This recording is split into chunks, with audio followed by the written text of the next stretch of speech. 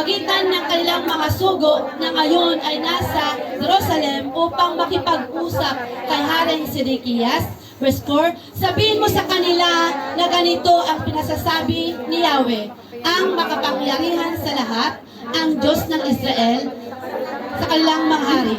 Ako ang lumikha sa lupa, sa mga tao at sa mga hayop na naroon. Sa pamamagitan ng aking kapangyarihan, ibinibigay ko ito sa sinumang aking kinalugdan. Amen. Ang lahat ng lupain ito, ipinasya kong ibigay kay Haring Nebuchadnezzar ng Babylonia na aking lingkod.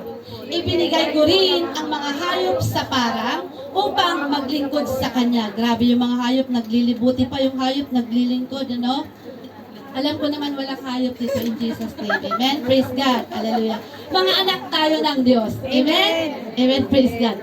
Verse 7, lahat ng bansa ay maglilingkod sa Kanya, sa Kanyang mga anak at mga apo, hanggang bumagsak ang Kanyang kaharian.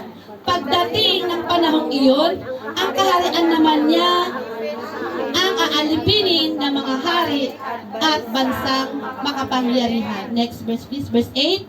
Kung ang alinmang bansa, ay ngunit, ang alinmang bansa o kaharian na hindi maglilingkod kay Haring Nebuchadnezzar ng Babylonia at hindi papailalim sa kanyang pamamahala ay parusahan ko sa pamamagitan ng hanggang Amen. Verse 9.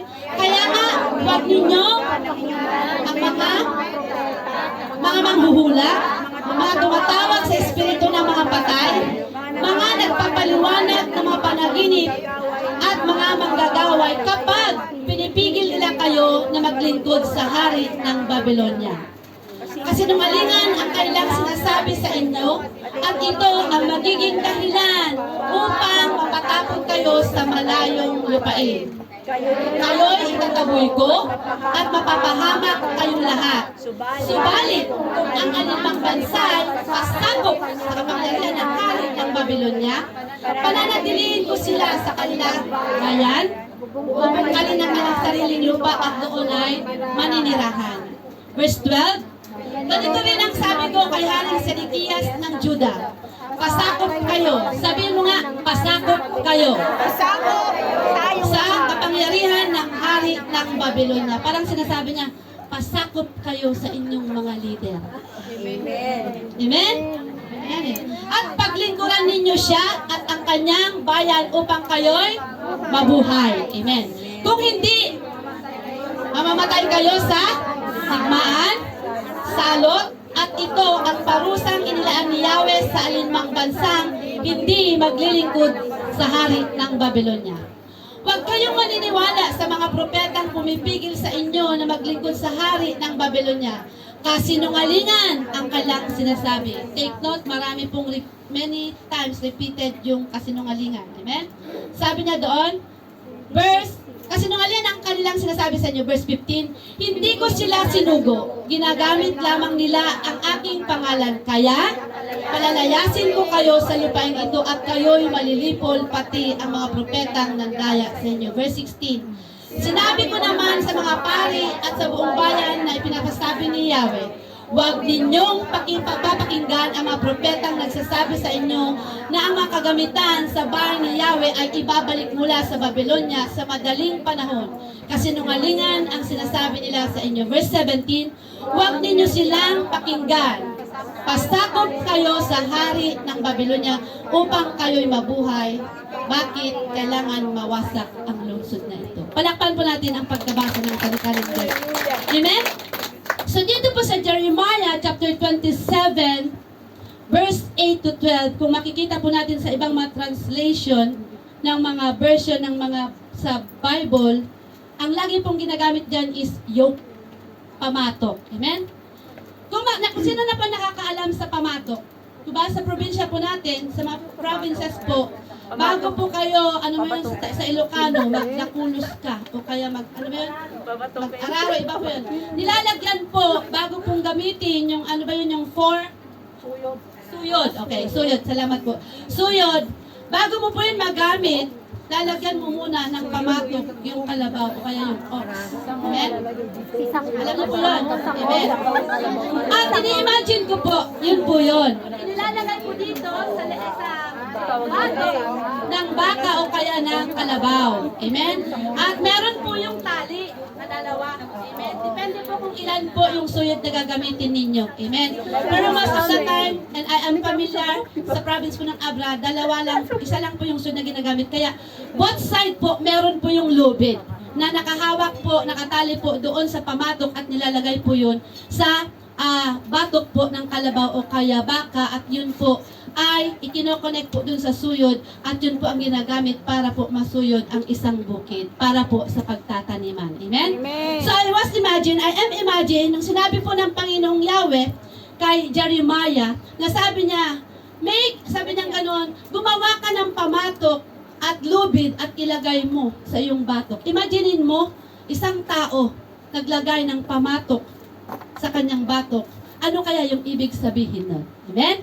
So, sa umaga pong ito mga kapatid ko, papamagitan po natin, last time, ano po yung topic na binigay ng Panginoon sa atin nung last God brings, na Ate Malo? Sino po nakakalam?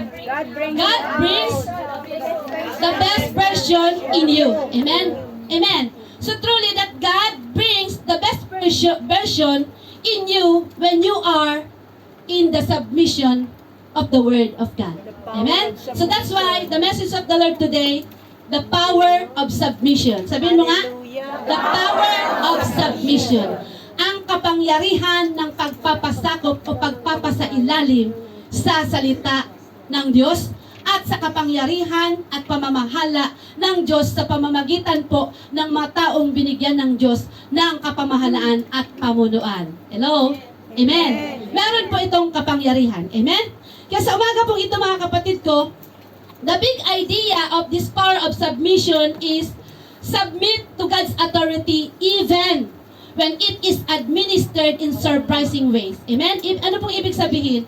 Dapat nandoon po yung pagpapasakop, pagpapasailalim sa kapangyarihan ng Diyos kahit na ito ay yun bang pinangangasiwaan o nakaka-surprise na mga paraan ng Diyos. Napapanan nyo? Dapat nandoon po yung submission o pagpapasakop na minsan kagaya po ng buhay po ni Abraham, kagaya po ng buhay ni Moises na sabi niya, how should I go to the in front of Pharaoh na meron ako, hindi naman ako matalinong tao, and I have a faltering lips, pero sabi ng Panginoon, mag-submit ka lang sa akin, sumunod ka lang sa akin, gagawin kitang parang Diyos sa harapan ng Parao. At nung sumunod po at nag-submit po si Moises sa salita ng Diyos, talagang nandoon ang the deliverance of Israel happens. Amen? Ganon din po sa buhay po natin. Amen? Kaya po nagkakaroon the key to live the key of successful pag once po na nandun po yung submission natin doon po sa instruction at salita ng Diyos. Amen? Amen po? Nakaka-relate po tayo. Amen? Ganon din po sa buhay ni Abraham. Nagkaroon po tayo, kung hindi po nag-submit si Abraham doon po sa instruction ng Panginoon na sabi niyang ganon, ialay mo ang kaisa-isa mong anak ni si Isaac, sabi niyang ganon. At nung nag-submit po si Abraham sa salita ng Diyos, kaya po siya tinawag na father of faith at sabi niya, dahil sa pagsunod mo, dahil sa pananampalataya mo na without reservation, gagawin kitang pagpapala sa lahat ng bansa at tayo po ay kaparte sa pagpapala na iyon dahil sa pag-submit ni Abraham sa salita ng Diyos. Amen? Praise God. Kaya sa umaga pong ito, first of all, we need to understand or we need a proper and clear understanding of what submission is. Amen? Wala po dyan para po mag-take note po kayo at para po yung ear ninyo ay talagang nandoon sa salita ng Diyos. Amen? So, in English word po, ang submit po, it comes from the Latin word na kung saan ang ibig pong sabihin ng submission o submit in English word that comes from derived from the Latin word means to let down. To let down. Amen? At yung pangalawa po, submit means in Latin word is to yield. Ibig pong sabihin, yung yield po na yon, mag-submit din po ang ibig sabihin. Amen? Kumbaga, it pictures na ito po kneeling before the superior. So, ibig sabihin, submit means to let down, to yield, na it pictures kneeling before the superior. Ibig pong sabihin, nandoon po yung pagpapasakop, pagyukod niya po sa nakakataas. Amen? Na wala pong iba na nakakataas sa atin bilang isang Kristiyano, kundi ang Panginoong Hesukristo. Na doon po tayo magsasubmit. Amen? So the same as true po sa buhay po nating Kristiyano. Amen? Meron pong mga nilalagay ang Panginoon sa atin na nakakataas to oversee us. There is a pastor, there is a bishop, there is a coordinators, there is a leaders, there is assistant leaders. Amen? Bakit po? Kasi nilalagay po ng Panginoon yon dahil po, para po nandoon po yung kaayusan ng isang iglesia niya. Kung saan, kung paano ipinapakita the Father, the Son, and the Holy Spirit, kung paano po nagsasubmit ang the Son sa Father, ganun din po ang Holy Spirit na magsasubmit ang Holy Spirit to the Father and the Holy Spirit, ganon din po ang body ng iglesia. Tayo din po ay magsasubmit sa Panginoong Jesucristo, and you as a member, the body of Christ, meron po tayong pagpapasakop sa mga taong binigyan ng Panginoon ng authority. Amen. Amen? Amen. Tahimik nyo for the glory of God. Amen? So, sa umaga pong ito, yun po yung ibig sabihin. Submission naman in New Testament, the submission in New Testament, that is Greek word, hupotasso. Ibig pong sabihin, H-U-P-O-T-A-S-S-O. Hupotasso. Ibig pong sabihin, which mean to put under. Amen? O kaya, arrange under. Ayun po yung ibig sabihin.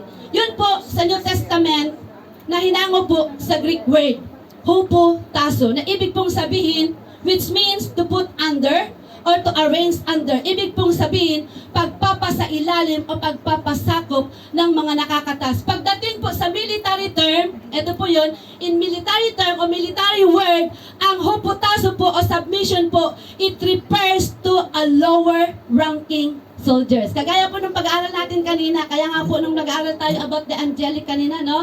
Meron po silang mga ranking. Amen? May mga ranking po sila. So sa military term naman po, pag sinabi mong submission o hupotasso, it means, ito po yung they put under or arrange under their self under, yun po nga, arranging themselves under the order of a higher officer. Di po ba? Sa mga angel kanina, yung pinag-aaralan po natin, meron po silang mga ranking. Amen? So sa military term naman po, di po ba yung mga kasundaluan, meron din po yan mga ranking na kailangan po nila magpasakop at magpasailalim doon po sa kapamalaan at pamumuno ng nakakataas sa kanila. So the same as true po sa buhay ng isang Kristiyano, meron pong mga tao na inilagay ng Panginoon, inanoint ng Panginoon, binigyan ng Panginoon ng authority upang tayo ay magpasakop sa autorita ng Panginoon through them para tayo po ay mas lalong mapabuti, mas lalong matagumpay, mas lalo tayong lumago sa atin pong pananampalataya sa Panginoon. Amen. Amen? Amen po. Ngiting-ngiti tayo. Amen? Praise the Lord. Hallelujah. So, when we sum up yung submission from English word sa Old Testament at saka sa New Testament, so submission means ito po yung pagpapasailalim, ano? Pagpapasailalim sa pamamahala, o kaya ito po yung pagpapasakop sa pamamahala o pamumuno ng mga nakakataas. Yun po yun. So doon po sa Jeremiah chapter, remember, doon po sa Romans chapter 11 verse 36, sabi niya doon, it reminds, at sabi niya sa Romans chapter 11:36, sapagkat ang lahat ng bagay ay mula sa Kanya, sa Panginoon, sa pamamagitan niya at pag-aari niya. So ibig sabihin po ang Romans chapter 11 verse 36, it reminds us that all things, amen? Sabihin mo nga, all things. All things. All things from God, through God, and to God. Amen? So, God is the highest authority. Amen? Amen po. Ulitin ko po ulit. Romans chapter 11 verse 36, sabi niya, sapagkat ang lahat ng bagay ay mula sa Diyos, sa mamamagitan ng Diyos, at pag-aari ng Diyos. Amen? So, it reminds us clearly that Romans chapter 11 verse 36, it reminds us that all things from God, through God, and to God, and so, God is the highest authority. Amen? Akapan natin? Amen. So that's why, sa ngayon naman po, I will lay down the biblical foundation. What is submission in contextual meaning? Ano naman po ang meaning ng submission sa Biblia? Ito na tayo. Amen. Doon po sa Jeremiah chapter 27 verse 8 and 12, pakibalik nga po Ate Bambi. 8, ayan. Jeremiah chapter 27 verse 8. The contextual or biblical meaning of foundation of submission is, sabi niya po dito, ngunit ang alinmang bansa o kaharian na hindi maglilingkod kay Haring Nebuchadnezzar ng Babylonia at hindi papailalim, sabihin mo nga, papailalim sa kanyang pamamahala ay parurusahan ko sa pamamagitan ng digmaan. Amen? Tagutom at salot hanggang sa ganap silang mapailalim sa kanyang kapangyarihan. Amen? Sabi niya doon sa verse 12. Sa verse 12 nga po. Ganito rin ang sinabi ko kay Haring Sedekiyas ng Juda, pasakop kayo sa kapangyarihan ng hari ng Babylonia at paglingkuran ninyo siya at ang kanyang bayan upang kayo mabuhay. Amen. So yan po yung isang meaning po ng biblical foundation, what is obedience is. Ibig pong sabihin, nandoon po yung pagpapasailalim sa verse 8, nandoon po yung pagpapasakop sa kapangyarihan sa pamumuno o kapamahalan ng isang binigyan ng Diyos ng kapangyarihan. Amen? So, ibig pong sabihin, ito pong a biblical context ng foundation about submission, Jeremiah chapter 27 verse 8 and 12. At doon po sa 1 Peter chapter 3 verse 1 to 6. Marami pong meaning o biblical meaning ang about sa submission. That is very important. Pag ito po ay naunawaan natin, talagang meron po itong kapangyarihan sa buhay natin. 1 Peter chapter 3 verse 1 to 6. Ito po yung pasakop sa, ito na. Kayo namang mga babae, sabihin mo, pasakop kayo sa inyong asawa. Ibig kong sabihin, sa iba kong translation yan, mga kapatid ko, sabi niya, mga babae, sabi niya ganun, submit to your own. Sabihin mo nga, own. Ibig pong sabihin, magpasakop kayo sa inyong asawa. Ibig sabihin, own, legal, legitimate na asawa mo. That is very clear. Amen? This is the power of submission of husband and wife. Why? Because, alam niyo po kung bakit so many families, so many broken relationships, and part ways of husband and wife because of lack of submission to each other. Amen. So that's why the Bible said that dito po sa 1 Peter chapter 3 verse 1 to 6, it is very clear na sabi niya, kayo namang mga babae. Tayo po ina-address dito mga babae na may asawa. Sino po may mga asawa dito mga kapatid? Isa lang. Amen. Praise God. So this is, ito po yung power, ito pang kapangyarihan ng salita ng Diyos. Nasabi niya dito, kayo namang mga babae, pasakop kayo sa inyong asawa. Sabi niya po sa English, submit, sabi niya ganun,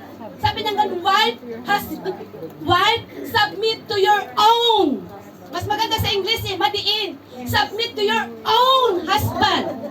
Only your own means, ibig pong sabihin yun po ay yung legal. Yun pong binuo ng Diyos na talagang nandoon pinakasalan mo at pinakasalan ka, nagmamahalan kayo at ang sentro, walang iba kundi ang Panginoong Yesukristo. Wala nang iba. Nothing follows, tuldok.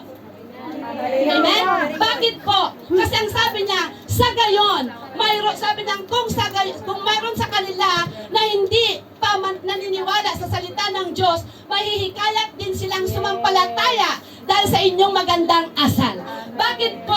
Mahalaga sa isang mag-asawa ang submission po. Bakit po? Dahil po pag once, ang purpose po nito, ang sabi niya, unang-una syempre kung paano sabi niya, may sinabi doon na kung paano ang Panginoong Yesukristo, siya ang ulo ng iglesia. Amen?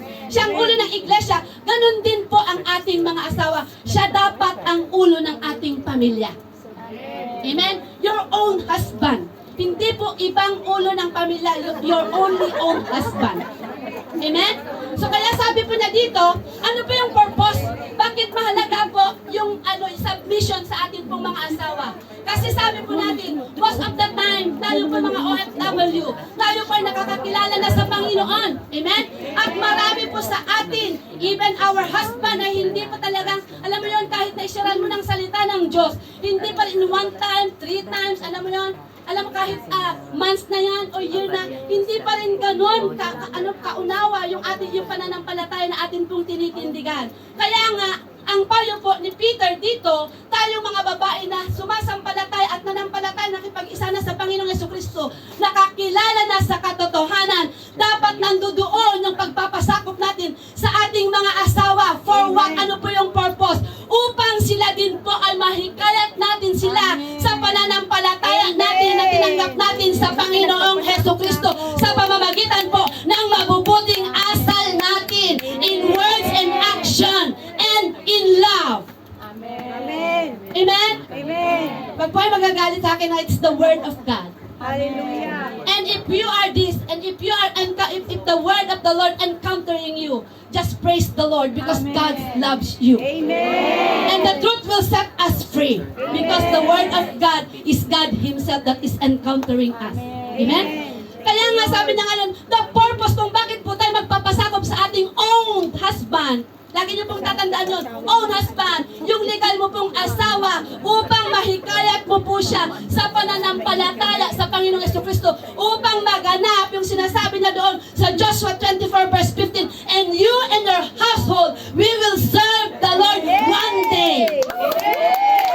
Amen? Panalangin tayo ng panalangin, minsan panalangin tayo ng panalangin, na Lord, i-share mo yung share ng salita ng Diyos, panalangin tayo ng panalangin. Lord, alam mo kung ano yung buhay ko na pinaparanas mo ngayon, God, gusto ko Lord, ganun din po. Yung sa asawa ko, yung pamilya ko, alam mo, we are memorizing at alam mo po, gasgas na yung salita ng Joshua chapter 24 verse 15. Me and my household, we will serve. Pero maya-maya, nag-usap lang kayo, hindi kayo nagkaunawaan, nag-part ways na kayo. Nasaan ang submission? Walang submission. O kaya kung magagawa mo yung gagawin ko rin, alam mo yan? Why many families and many broken families na nagaganap, it is because of the lack of submission to each other, especially po sa salita ng Diyos. Amen? Pag niyo pa akong ngingiwian, ha? Amen. Tapos sabi niya dito, eto pa, sapat nang makita nila ang inyong makadiyos at malinis na pamumuhay. Pag once na nakita po ng asawa mo ang 2 Corinthians chapter 5:17 in you, na yung dati mong pag-uugali, yung dati mong lips, na talaga namang, dati talaga namang i-armalite ka, ano? Nung submit ka sa salita ng Diyos, binago ka ng Panginoon. The old you is gone and the new has come. Na wala pong iba kundi ang Espiritu ng Panginoong Jesucristo sa iyo. Pag once na nakita ng iyong asawa ang malinis na pamumuhay mo, ay talagang kahit hindi ka na magsalita, pag nakita niya yung ebidensya, through your life, mahihikayat mo siya sa pananampalataya sa Panginoong Jesucristo. Amen? Kaya hindi mo na kailangan alam mo, kaya nga noon sabi ng asawa ko, nahiya na ako sa iyo kasi ang layo-layo na narating mo. Sabi ko, minsan niloloko, meron ka ba noon? Joke lang yun. Amen. Praise God. Pero yun nga, sabi niya. At sabi niya mga babae, sabi niya, ang inyong, basahin niyo po, ang inyong lalalaman. ano lang, wag maging tulad ng Pagayos ng loob. Pagsusuot. okay, dyan lang muna tayo.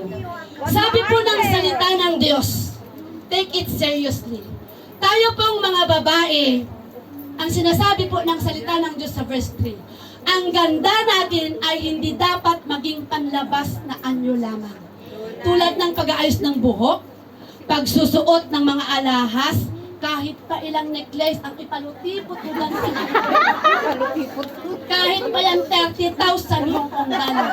Kung hindi makita sa'yo ng asawa mo ang malinis at ang magandang asal na binago, na ito ang bunga ng pagtanggap mo sa Panginoong Jesucristo, being saved by the Lord Jesus Christ through grace. Madadala mo kayang asawa mo sa pananampalataya? Alam mo, sister, hindi man madadala. Ang sinasabi po ng salita ng Diyos, sabi nandito, ang pagsusuot ng mga gintong alahas at mamahaling damit. Sa halip, pagyamanin ninyo ang kagandang nakatago sa puso, ang kagandang walang kupas na likha at ng maamo at mapayapang diwa. Dalubhang mahalaga sa paningin ng Diyos. Iyan ang pagpapagandang ginawa nung unang panahon ng mga babaeng banal na umaasa sa Diyos. At sila'y nagpapasakop sa kalang mga asawa tulad ni Sarah. Sinunod niya at tinawag na Panginoon ang asawa niyang si Abraham. Abraham, kayo rin ay mapapabilang sa kanyang mga anak kung matuwid ang inyong mga gawa at kung wala kayong anumang kinakatakutan. Maliwanag po? Hindi na po i-explain. So, ibig pong sabihin, mahalaga po ang pagpapasakop sa bawat isa sa isang mag-asawa. Dahil po, pag once na wala po tayong pagpapasakop, unang-una, hindi po natin sila madadala sa pananampalataya sa Panginoon. Amen? Kahit magpaganda, kahit isuot mo lahat ng mamahalin mong mga damit, hindi yun ang makakapaghikayat sa iyong asawa para madala mo sa presensya ng Panginoon. Kundi ang sinasabi niya po dito, unang-una, submission. Kasi pag may submission ka, makikita niya ang malinis na pamumuhay mo. Isa po, ano po yun? Malinis na pamumuhay mo. At sabi niyang ganon, makikita niya sa iyo yung, ano ba yung sinasabi niya dito?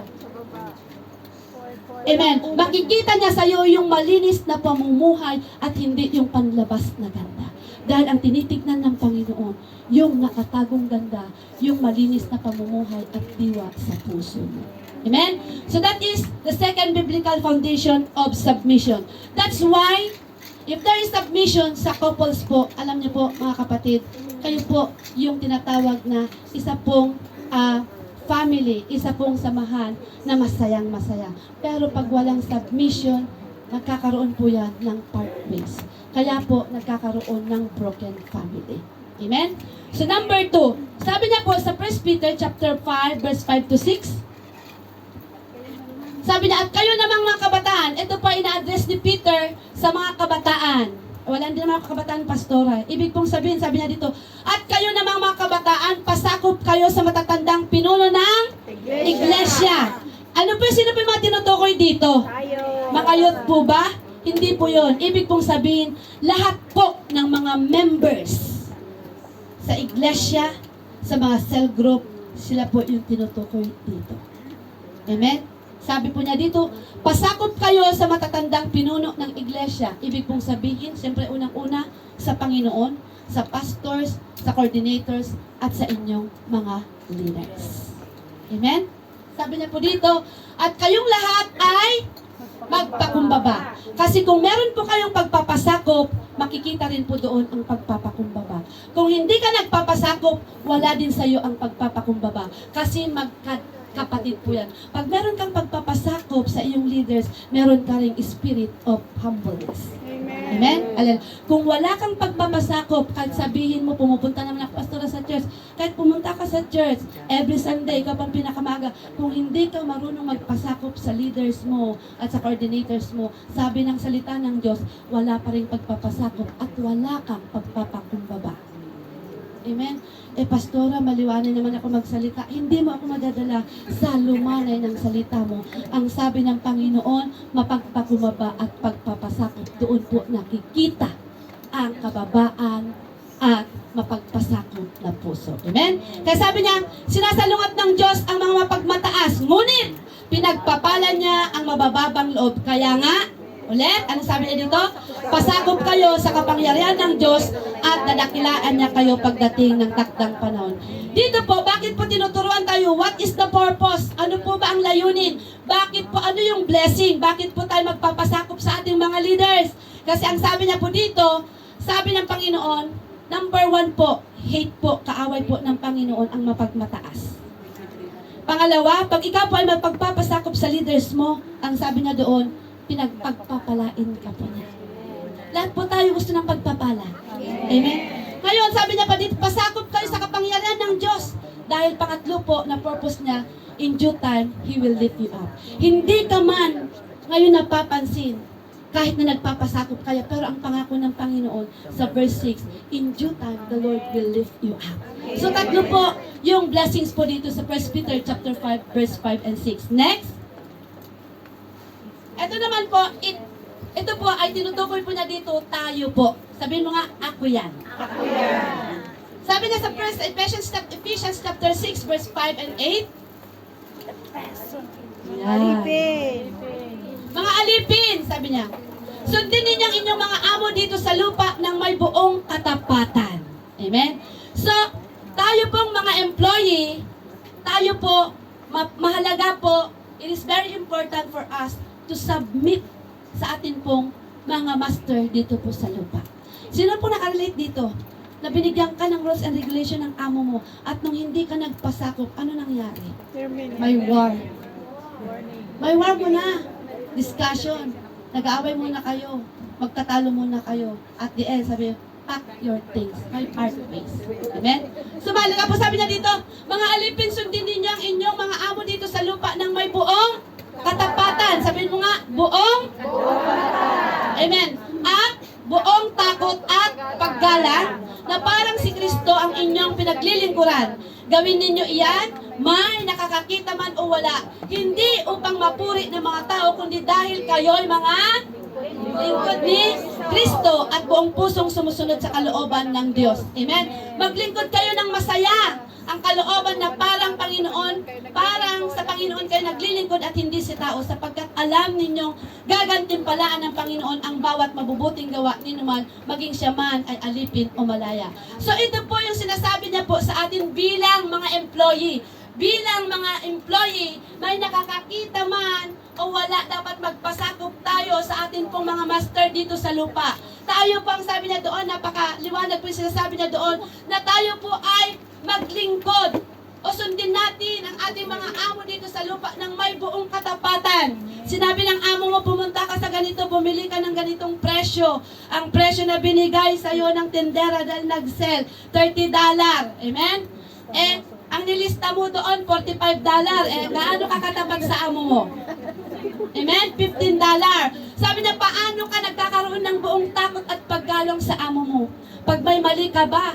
Pag sinita ka ba ng amo mo, magsosorry ka ba o mas mataas pa yung boses mo kaysa sa'yo?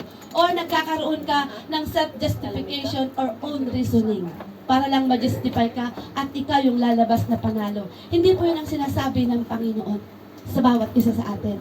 Sabi niya, gawin ninyo iyan, may nakakakita man o wala. O eto na, lalo na po yung mga most of the time. Pag nandyan yung amo, talaga namang napakasipag mo. Andyan yung paggalang mo. Paglabas ng amo mo, nandoon pa lang sa lip, ala ka na. Ano nang ginagawa mo? Amen?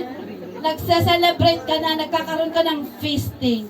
Pero dahil tayo po ay mga lingkod ng Diyos, hindi po tayo yon. Ang sabi ng salita ng Diyos, maglingkod tayo sa ating mga amo dito sa lupa na parang sa Panginoong Jesucristo tayo naglilingkod. Amen? At sabi niya sa verse 7, maglingkod kayo ng masaya ang kalooban. Amen? Di nga.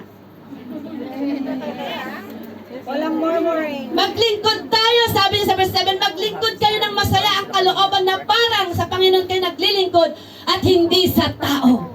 Kahit minsan gutom ka na, masaya pa rin ang kalooban mo. Kahit walang natira sa'yo na favorite mo yung niluto mo, masaya ka pa rin ba? Amen? Palakpakan mo ang Panginoon kung ikaw. Amen? Hallelujah. Sabi niya, pag tayo po ay nagpasakop sa ating mga amo sa kabila, ito man ay maganda o hindi maganda ang pakikitungo niya sa atin. Kung tayo po ay nagpapasakop sa amo natin dito sa lupa, ang sabi niya po doon, gagantimpalaan tayo ng Panginoon pagdating ng panahon. Amen? Amen. Next, yan po sa mga alipin. Meron pa ba? Ayun, Ephesians chapter 5, verse 21. This is, tayo na po ito, mga Kristiyano. Sabi po dito sa Ephesians chapter 5, 21, ang ano po dito is mamuhay kayo ayon sa liwanag. Ang binabanggit po doon, it address to us as a Christian. Sabi niya, pasakop kayo sa isa't isa bilang tanda ng inyong paggalang ay Jesucristo. Ibig pong sabihin, tayo pong mga Kristiyano, dapat po, meron po tayong pagpapasakop sa isa't isa Dahil po, ito po ay nagpapakita na paggalang po natin sa Panginoong Jesucristo. Amen? Hindi, pastor, hindi naman siya kagalang-galang eh. Iginalang nga yan ng Panginoong Yesus, kaya nga siya namatay sa cross dahil sa Kanya. Amen. Ikaw ba kaya? Amen? Ito po yung sinasabi sa Ephesians chapter 5:21 na tayong mga Kristiyano, ito man ay mahina, maganda man siya, mabait man siya, o minsan meron siya menopausal syndrome, o maganda man yung mood na, ang sabi niya, magpasakop tayo sa isa't isa bilang paggalang po natin sa Panginoon. Amen? Yan po yung mga biblical foundation ng about submission. Amen? 11:39, hindi pa ito nakaputok. So sa umaga pong ito, even the Lord Jesus Christ in John 4:34 and John 5:30, kumbaga ang Panginoon Jesucristo, He recognized God's authority and was submissive to it. Doon sa John 4:34 and John 5:30, na kung saan yung entire life ng Panginoong Jesucristo, Jesus' entire life was one of the submission to the Father till the end, till death. So, ang tanong po nga dito, bilang mga Kristiyano po, so if we are true disciples of Christ, we must submit to Christ's authority as just Jesus submitted to the will of the Father. Amen? Kung paano po ang Panginoong Jesucristo ay nagpasakop sa kalooban ng Diyos Ama, dapat din po tayong mga Kristiyano, dapat nandoon din po ang pagpapasakop natin sa authority ng Panginoong Jesucristo. Amen. At sa mga taong binigyan niya ng authority. Amen? Sino yung mga submissive sa mga leader dito? Hallelujah. Ay, walang nagtaas. Amen. So lahat po tayo submissive sa leader. Lahat po tayo nagsasubmit sa leader natin. Lahat po ba tayo nagsasubmit sa coordinator natin? Amen? Pag may sinabi yung leader at coordinator natin, masaya po ba yung kalooban natin? Hallelujah. Lord, kayo pong nakakabatid. Amen. Praise God. So dito po sa Jeremiah chapter 27, balik na po tayo. Jeremiah chapter 27. Dito po sa verse 8, sabi po dito, nang pasimula, ito na po sa verse 8. Ito po kasi ito si Jeremiah ay sinugo ng Panginoon sa Judah. Amen? Na kung saan, doon po sa Jeremiah chapter 25, ito po idiniklar na ng Panginoon. The background of Jeremiah 27 is, idiniklar na po ng Panginoon sa chapter 25 ng Jeremiah na ang buong Judah was exiled, o ito po ay 70 years po na maaalipin po ni King Nebuchadnezzar. Why? Kasi kung babasahin po natin from chapter 1 to 26, ang Jeremiah po, ang Judah po kasi na ito yung bayan ng Panginoon, lahi po ni Jacob na minamahal ng Diyos, sila po ay repeated na nagkakasala laban sa Panginoon. Sila po ay sumasamba sa Diyos-Diyosan. Sila po ay naglingkod kay Baal. At kung babasahin po natin yung mga unang mga chapter, nandoon din yung, alam mo yun, yung mga anak nila, gumawa sila ng altar. At doon po nila sinusunog ang kanilang mga anak upang ihain sa kanilang mga Diyos-Diyosan na kailanman hindi naisip o hindi sumago sa isip ng Panginoon o hindi ito inutos ng Panginoon. That's why, at doon sa mga ibang mga chapter po, ito po si Manase, ang ginawa po niya, pinagpapatay po niya ang mga inosente na mga tao na kung kaya ito po, yung Jerusalem po ay talagang nag-flood ng blood. Kaya ito po yung dahilan kung bakit hindi po mapapatawad ng Panginoon ang ng mga Israelita. Kaya po doon po sa chapter 25, kung babasahin po natin mga kapatid, dito po sa chapter 25, sabi po, babasahin ko po yung verse 1. Bukas po ninyo Bible ninyo. Ito ang pahayag na tinanggap ni Jeremiah tungkol sa mga taga-Judah. Noong ika-4 na taon na paghahari ni Joachim, anak ni Josias ng Judah. At unang taon naman ang paghahari ni Nebuchadnezzar sa Babylonia, ganito ang sinabi ni Propeta Jeremiah sa lahat ng mga taga-Judah at mga naninirahan sa Jerusalem. Sa loob ng 23 taon, mula pa nung 13 taon ng paghahari sa Judah ni Josias na anak ni Amon hanggang ngayon, patuloy kong sinasabi sa inyo ang mga ipinapahayag ni Yahweh, subalit ayaw ninyong pakinggan. So ibig pong sabihin, si Jeremiah, a prophet, was sent by the Lord to the place of Judah upang sila po ay magsisi at manumbalik sa Panginoon sa kanila pong repeated ways, repeated evil ways. Pero po, doon po sa 23 years na pangangaral ni Jeremiah sa mga taga-Juda, hindi po sila nakinig sa salita ng Diyos. Kumbaga, patuloy po sila at patuloy po silang, alam mo yon, nagkakasala at patuloy nilang ginagawa yung mga talamak na pagkakasala laban sa Panginoon. Amen? So that's why dito po sa Jeremiah 27, because of the sin or the evil ways of Judah, ang ginawa pong judgment wrath ng Panginoon ay ang 70 years na pagkaalipin ng mga Judah doon po under po kay King Nebuchadnezzar. Nakapunan ninyo? So ibig pong sabihin na yung judgment po wrath ng Panginoon, bakit po nagkaroon ng 70 years na pagkaalipin ang mga taga-Judah? Ay dahil po sa hindi po sila nakinig sa salita ng Diyos. Amen? Patuloy at patuloy pa rin yung kailang pagkakasala. Kahit 23 years na ipinangangaralan sila ni Jeremiah, pero hindi pa rin sila nakinig sa propeta ng Diyos. At doon po sa chapter 26, nung ipinangaralan muli ni Jeremiah mula sa hari, sa mga priest, sa mga pinuno, doon po sa chapter 26, kung babasahin po natin, sa pangangaral ni Jeremiah, ang ginawa po nila kay Jeremiah, binantaan po siyang patayin. Amen? Minsan tayo po, pag tayo pinangaralan po ng ating mga leader, alam mo, hindi po tayo natutuwa. Minsan, binabantayan po natin silang patayin kahit hindi pa physical, pero binabantayan mo siya, pinapatay mo siya sa pagsasalita at sa likod-likod niya. Amen? Si Jeremiah is a prophet of God. He is a prophet of God. And 23 years pa ulit-ulit niyang pinangangaralan ang mga, alam mo, mula sa hari. Yung hari po na pinangaralan niya dito po sa Judah, pagkatapos niyang ipangaral ang salita ng Panginoon na nireceive niya sa Panginoon, pinagbantaan siyang patayin, pati yung mga kasama niya. Kung kaya't, sabi ng Panginoong Yahweh kay Jeremiah dito sa 27, dahil sa ayaw nilang makinig. Sabi niya dito sa 27, ipapasakop ko sila sa aking lingkod na si Nebuchadnezzar sa Babylonia. Kaya po nagkaroon po ng 70 years na pagkaalipin ang mga Juda. Ganun din po sa buhay natin.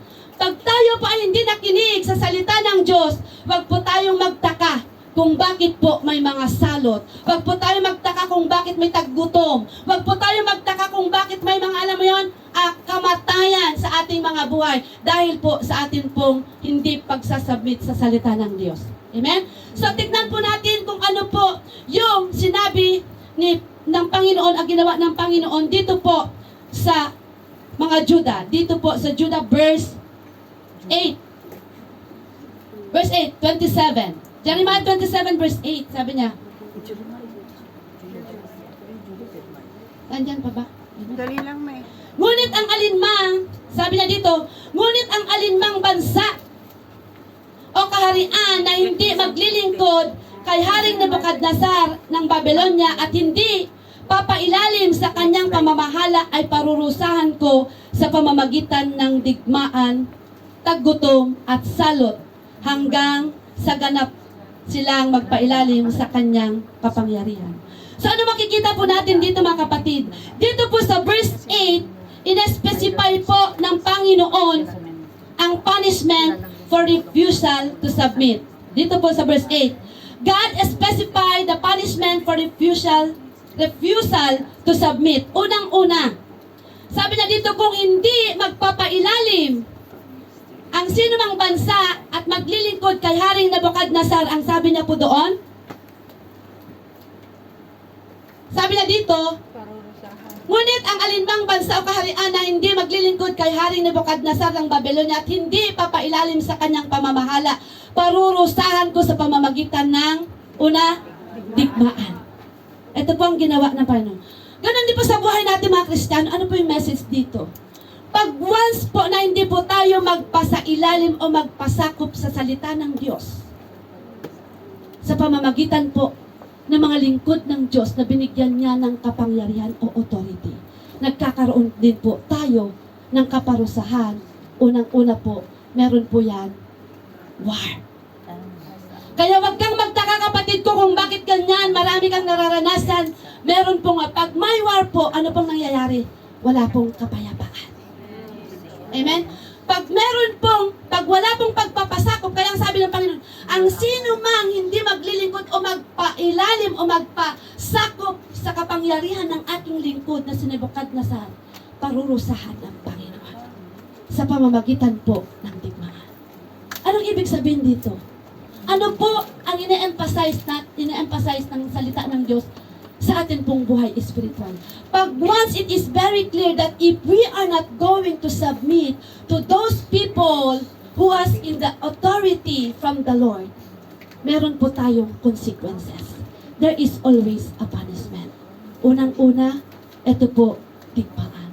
Kaya wag po tayong magtaka kung madalas, wag po tayong magtaka na minsan sabi, Lord, sumusunod naman ako sa iyo, nagpupunta naman ako sa church. Yes, nagpupunta ka sa church, pero ang tanong doon, tunay bang nagpapasakop ka sa mga lingkod ng Diyos na binigyan ng Panginoon ng kapangyarihan? Hello? Bakit parang natahimik? Amen?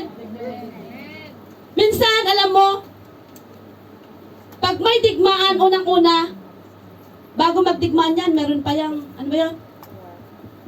Meron pa yung gulo muna. May sagutan pa yan. Amen? Pag walang pagpapasakop, ang unang nangyayari niyan, nagkakaroon niya ng, bakit nagpasakop? Nagkakaroon po ng rebellious spirit. At pag once yung rebellious spirit na yon, kasi siyempre hindi siya wala siyang pagpapasakop, nag-create po yan ng digmaan. Digmaan between you and the other. Alam mo yon, yung magkakabilang panig, nagkakaroon po yan ng sagutan. Kaya minsan, instead na ma-change ka, hindi ka na-change. Yung sitwasyon na hindi ma-change kasi nga walang pagpapasakop. Kaya ang nangyayari, yung dapat na ma-change, nagiging unchanged siya kasi walang submission. Kaya ang nangyayari po, pag once na may pagbabago o may pagre-review, ang nangyayari, nagkakaroon po yan ng self-justification kadalasan.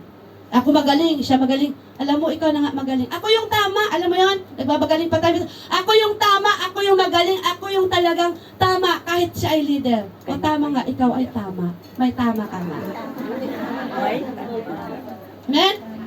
Pero biblically po, pag once po na wala po tayong pagpapasakop sa salita ng Diyos, maging sa mga leader natin, meron pong nagaganap na digmaan.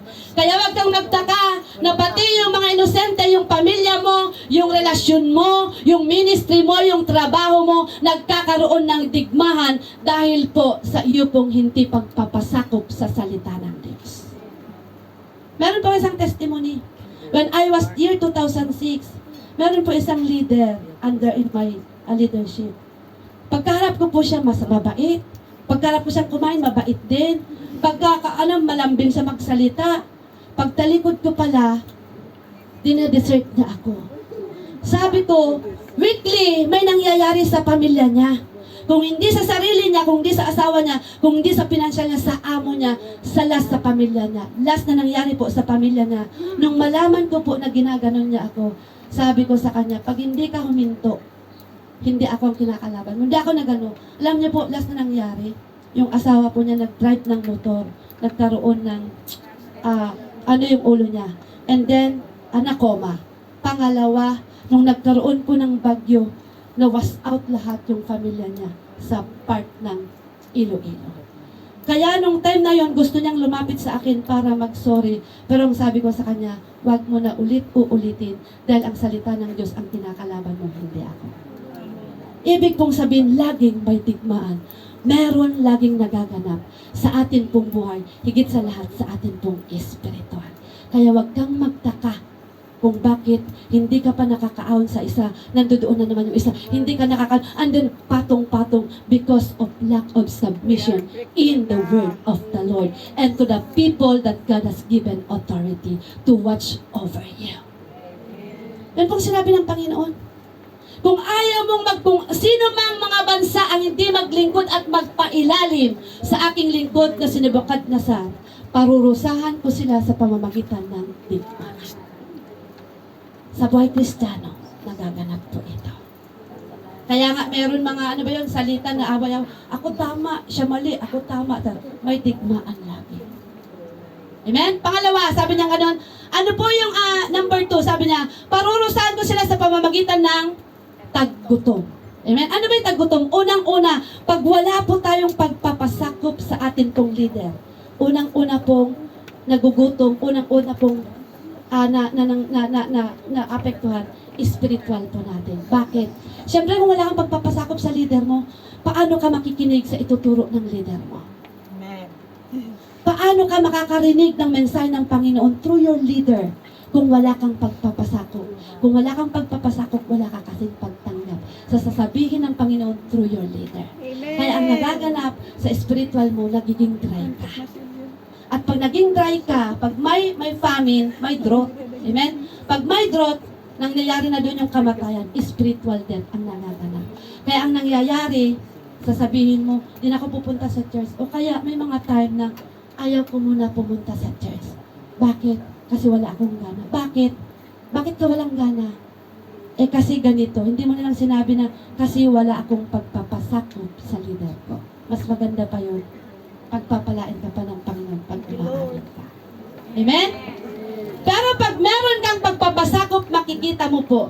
Pag once ang isang Kristiyano, nandoon ang pagpapasakop niya sa leader niya, sila po yung nakakakitaan ng isang halimbawa sa loob ng iglesia ng Panginoon. At sila po yung gamit ng Panginoon dahil po meron po silang pagpapasakop sa salita ng Diyos through their leaders. Amen? Palakpakan mo ang Panginoon. Amen? Amen. Kaya po ma-identify po natin yung walang pagpapasakop at may pagpapasakop. Pag may pagpapasakop yan sa Panginoon, kahit dumadaan man yan ng bagyo, itatayo at itatayo pa rin yan ng Panginoon para sa kapurihan niya. Kahit ano mang pinagdadaanan niya, dahil may pagpapasakop siya sa Panginoon, ginagamit siya para sa kaluwalhatian ng Panginoon. Amen? Pero yung mga walang pagpapasakop, pagkatapos ng service, nawawala.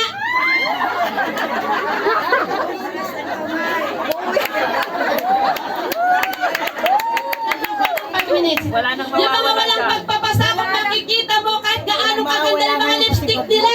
Hungkag pa rin ang puso nila dahil magre-reflect sa kanilang physical. Tama.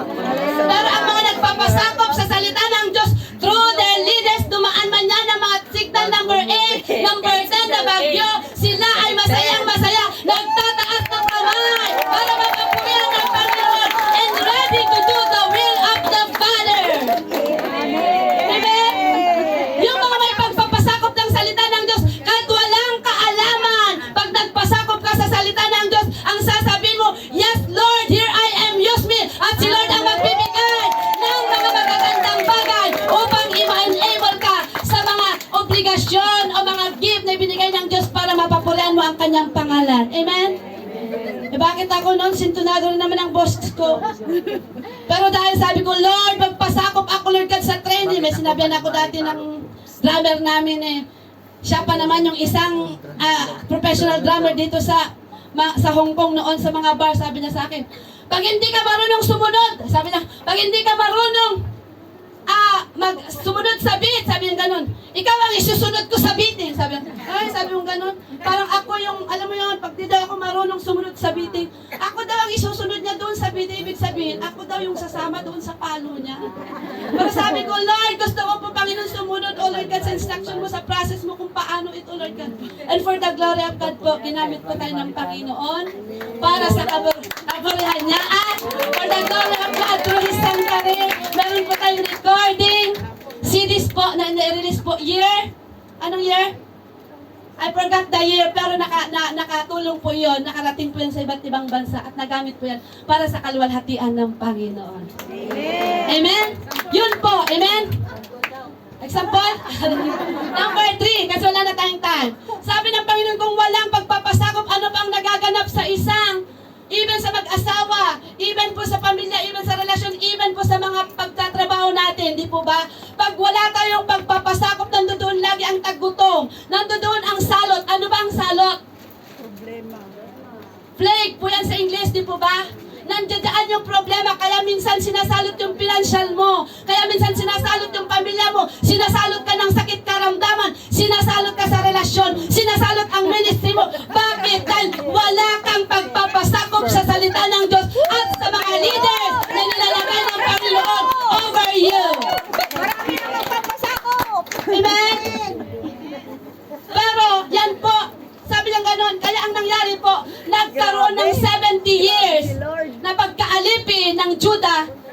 Babylonia dahil po wala po silang pagpapasakop sa salita ng Diyos.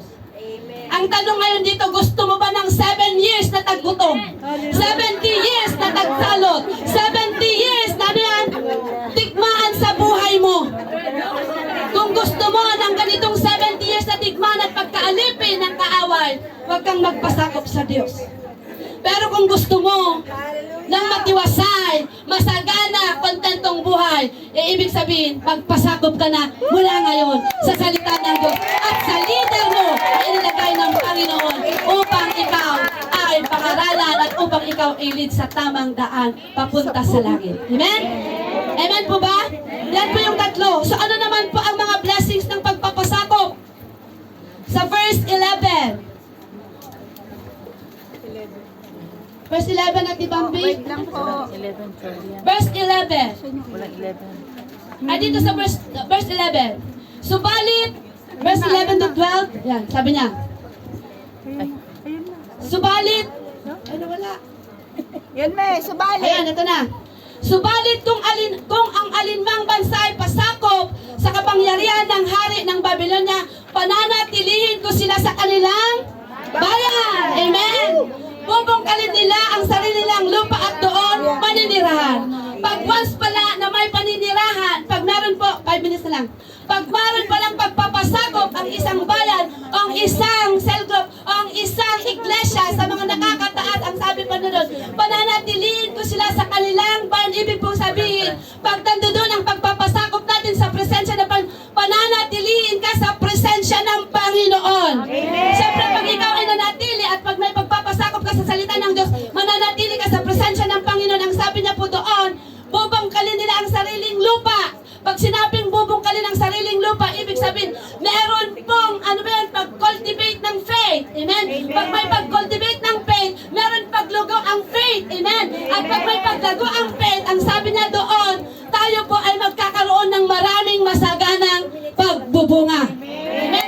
Kaya nga, sa umaga pong ito, what I want to emphasize right now is, there is power in submission to the word of the Lord. Amen? Na kung saan, pag nandoon yung submission natin sa salita ng Diyos, nandoon lagi ang pananatili sa presensya ng Panginoon, nandoon ang pagsuko, nandoon yung paglago, nandoon yung pagbubunga, na ito ay magbubunga ng isang mature na Kristiyano. Amen? Kasi umaga pong ito, even the time is so short, I believe na itong mensahe ng Panginoon, it is all about the submission at the power of submission to the Word of God. May natutunan po ang bawat isa. Amen? Kung ayaw po natin ng 70 years na pagkaalipin, then submit to the Word of God. Kung ayaw po natin ng 70 years na taggutom o salot sa ating buhay, submit to the Word of God and to the people na binigyan ng Panginoon ng authority upang kayo ay pangalagaan. Amen? So tumayo po tayong lahat, alala sa presensya ng Panginoon. And that is the power of submission to the Word of God. Amen? That is the power of submission to those godly people na inilagay ng Panginoon over you to watch over you. Hallelujah. At sa oras pong ito, mga kapatid, pumapalakpak tayo kanina sa salita ng Diyos. Amen. Dahil I believe, lahat po tayo ay in-encounter ng Panginoon. Ngunit ang nais ng Panginoon sa oras pong ito ay isang tunay at totoong puso na magsusuko ngayon sa harapan ng Diyos. Magpapasakop ngayon sa kalooban, panawagan ng Panginoon sa buhay mo. Kung ikaw ito, kapatid ko, itaas mo ang iyong kamay. Huwag kang mahiya. Sabihin mo sa Panginoon, Lord, ako po ito, O God. Sinasabi ng mensahe mo sa oras na ito. Nais ko po muling ipasakop ang aking buhay. Yung mga talento, O God, na binigay mo sa akin, na matagal mo nang sinasabi sa akin, ngunit hindi ko maisuko-suko dahil sa mga sitwasyon. Dahil ulikan ako pa rin ang nasusunod sa buhay ko. At sa oras na ito, God, nagpapakumbaba ako sa iyong harapan na sinusuko ko muli Nagpapailalim po ako, nagpapasako po ako sa kapamahalaan mo, sa kapangyarihan mo, upang ako'y magamit mo ng lubusan. Let us sing this song as the music team sing. Standing in awe of your grace, O Lord. Lift up your hands to God. Hallelujah. O Rabakaya Rashika. Yes, O God. Setting my feet in your way. Yes, O God. Entering into your presence to behold your face to face. God of all heaven and earth. God of all heaven and earth, Holding me in your embrace, O God. holding me in your embrace. Unfailing love that surrounds me. Unfailing love that surrounds me. Oh, God, I stand amazed. Sabihin mo sa Panginoon, hallelujah, my Jesus, my Lord. Jesus, my Lord, The lover of my life, of my life. wherever you go, Wherever you go, wanna be by your side. No longer I, but Christ living in me. serving you for all eternity. You for all eternity. My eyes set on you, O Set on you in this race that I run. No longer my ways, let your will be done. Make me a servant forever true. Sabihin mo sa Panginoon, Into the cross I follow you. sabihin mo sa Panginoon, Follow you. sabi niya dito sa last stanza, make me a servant. My heart's ever true, O God. Clinging to the cross, I follow you. Church, the message of the Lord today is so powerful. Yes. Hallelujah. When you take it seriously, nasa buhay po natin bilang mga lingkod ng Diyos, marami ng panahon na ibinigay at pagkakataon na ibinibigay sa atin ng Panginoon. Ika'y ay tinatawag niya. Ilang buwan na, ilang taon na. Ngunit ikaw lang ang nakababatid. Ikaw lang ang hindi nagpapasakop. Ikaw lang ang hindi nagpapailalim sa salita ng Diyos. Kung kaya't nagtataka ka, Lord, nagpupunta naman ako sa church. Nagbibigay naman ako, Lord, ng aking ikapo. Pero Lord, bakit? Sunod-sunod, nagkakaroon ng taggutom, nagkakaroon ng salot, nagkakaroon, Lord, ng kamatayan, nagkakaroon, oh God, Lord, hallelujah, ng sunod-sunod na pagsubok sa buhay ko. Kagaya ng mensahe ng Panginoon sa oras po ito, mga kapatid ko, sa Jeremiah chapter 27, that Judah, 23 years na pinangaralan ni Prophet Jeremiah for them to submit into the Word of God, to repent and go back to the presence of the Lord. And yet, they did not heed. Hindi sila nakinig. Hindi sila nag-submit sa salita ng Diyos. At ganoon din po sa buhay mo. Kung ikaw man ay kinatagpo ng salita ng Diyos sa oras mong ito, kung kaya't nagkaroon ng 70 years na taggutom, 70 years na salot, 70 years na may kamatayan sa buong Judah, it is because of lack of submission to the Word of God. And today, if the Word of God if the message of the Lord ay para ito sa iyo, isuko mo at sabihin mo sa Panginoon, Lord, sa oras pong ito, nagpapasakop po ako at nagpapasailalim ako sa iyong kapangyarihan at kalooban at sa mga leader ko, Panginoon, na inilagay mo sa buhay ko upang ako ay mahubog, upang ako ay maituwid, upang ako, O Lord God, ay lumago sa akin pong paglakad bilang isang anak. Yes, Lord, hallelujah. Salamat po, Panginoon, sa oras pong ito, O God.